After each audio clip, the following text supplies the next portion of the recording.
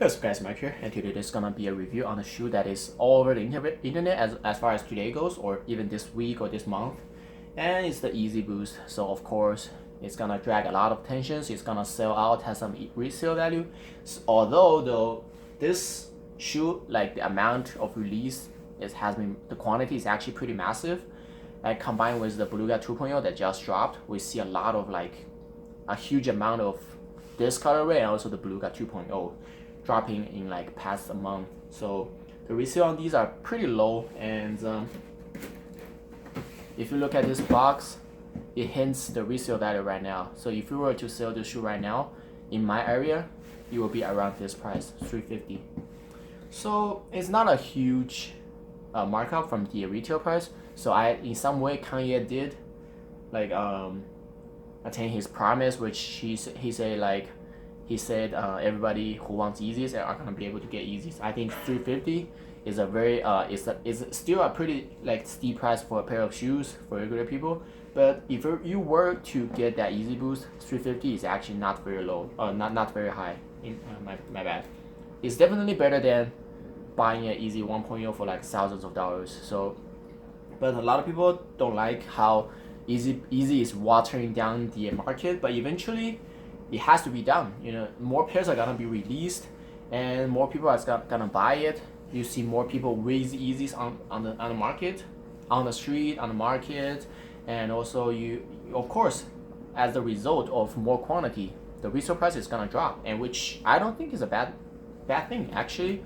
The valuable Yeezys, the short print Yeezy that has very low quantity still holds its value, still has a lot of resale value, and the massive released Yeezy, it's very affordable. Yeah. So enough me talking. Let's look at the box. So the box is actually, I have no idea how this color scheme is. The only stuff that I can understand is this blue tint, which is blue tint, and this gray there, I don't know, maybe it's just like gray. Oh, okay, it's gray heather, and this here, I don't know. So the box, if you ever have a Yeezy 250 with you, it should be exactly the same. And you have also inside paper. Oh, also just for those of you guys who are being suspicious whether this shoe is a real or not, I want this through Confirm app, and I picked this up at Adidas store in Glendale, California myself today. So this is the receipt. So after California tax, it comes down to $240. So if I were to sell this shoe right now, I'm probably only gonna make $100, $120. So it's not really that big of a profit, but I'm gonna hold on to it. I will wear these myself, or I will hold on to it, or I will give this out as my gift. A lot of my friends actually wear 9.5, so you never know. So let's get into the shoe right now. So this shoe, man, this shoe actually, when I got this shoe, I was in the middle of my lunch break. I had to use my lunch break to drive my way up to Glendale to grab the shoe. So I have to drive back pretty fast because my lunch break is not that long. I'm not my own boss. I work for other companies. So I didn't look at this shoe in depth, but this shoe in hand actually looks very nice. And people say this is really similar to the Beluga 2.0, but I've never held one pair of 2.0 in my hand, so I can't really tell. But as far as I can tell, this reminds me of a zebra a little bit, but I know the zebra is like black and white. The color contrasting is a lot stronger than this, but instead of black and white, we get light gray and heavier gray. So it's a light gray and dark gray. So it's not as contrasting as the zebras, but aside from that, it's pretty close. You have this same color, you have this pull tab, so it's nice. And I can't really make comparison to 2.0s because I don't have them in my hand, and I actually never seen them really closely. I see somebody wearing it, which looks kind of like this, but yeah, I can't really tell. But let's get into the blue tint part. So over the shoe, you have this some sort of mint kind of colorway, which is what the color suggests. You have this kind of almost look like a mint green colorway. Over the collar, you can see this on the shoe, and also you can see hints of blue tint on the outsole as well. But as far as the outsole go, I think because it's clear also for most Yeezys, You know, you have the black clear also, it's still clear, but for this it's like a very light color clear also, so eventually this is gonna yellow out, so you won't be able to see the blue tint anymore.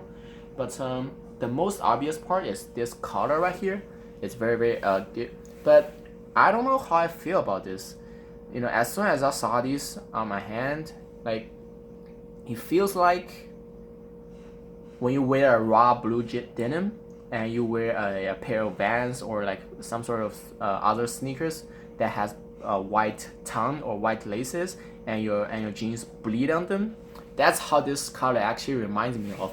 So it's kind of weird, but it doesn't. It's not in a. It's not like describing that in a bad way. It's still pretty nice, and yeah. So this colorway actually looks very nice, and I think it will actually go with a lot of outfits, and yeah, it's cool to have a daily beater like this. $350 is actually not very high. It's still kind of high for a pair of shoes, but if you consider it, if you were to, like, if you are into like fashion, if you are into like streetwear, the trends, $350 is not a bad price to drop right now. Like, sneakers easily go over thousands of dollars. You know, you have the Balenciagas that's selling for thousands of dollars. You have the older Yeezys that sells for more. So yeah, so $350 for these, like less than 400, is actually not a bad choice, and it's a super comfortable shoe as well. It's very easy to put on, very easy to put on. Yeah, that wasn't intentional. Very easy to put on, was it very easy to style, and very easy to get actually. You know, this is my first time I actually got something from that, so I was pretty happy. So I don't have the Beluga 2.0s with me, but so I can't really compare this to the Beluga 2.0, but I do have my Beluga 1.0 to compare. So so let me do a side by side comparison. So the most obvious part is you can tell that the Beluga 1.0 has a lot, the shade is a lot darker than this one, and of course the most obvious change is for the zebras, for the newer, I think starting from the bread, they don't have this stripe anymore, and instead they bring back the pull tab from Yeezy 1.0, which I think is a dope change. You know, like when you see this side by side, yeah, but actually I would prefer not having the pull tab, but this is definitely not a deal breaker for me. I just feel like this looks more sleek, and since I know this is from Yeezy 1.0, seeing this on Yeezy 2.0 or 350V, not the 1.0, I keep saying 1.0, the Yeezy V1s, and seeing the Yeezy V1 pull tab on the Yeezy V2, it just feels a little weird to me.